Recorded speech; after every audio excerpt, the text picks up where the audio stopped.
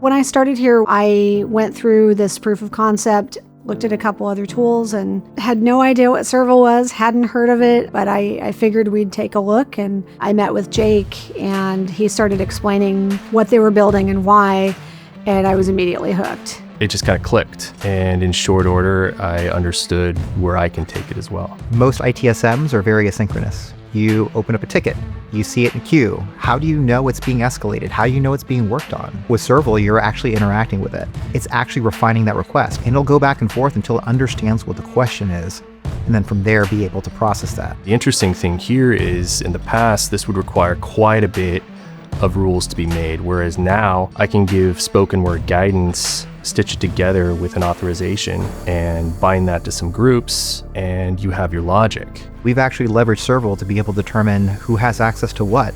Now we can provision users for specific time periods. Instead of giving them those privileges all the time, we can actually refine that to only their on-call period. I always say that Serval's really good at doing these mappings for you, and so you have this kind of blueprint as far as what your users are accessing. Now we need to refine that, and Serval gives us the ability to be able to do that. You can leverage a tool like Serval to have access requests be no different than checking out a library book or borrowing some car keys. Pick up the keys, go for a drive, come back, put the keys back.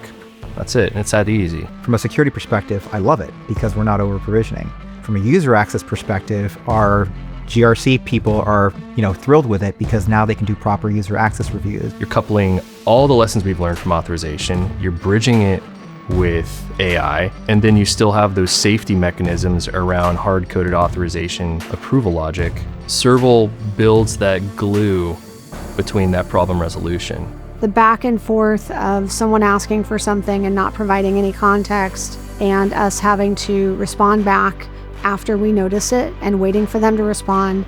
I mean, you can waste days trying to get somebody access to something. It allows us to alleviate a lot of the low-level stuff that IT personnel, it gives them a lot of pain and headache. The amount of time and effort and toil we've been able to save from leveraging Serval's platform has been notable.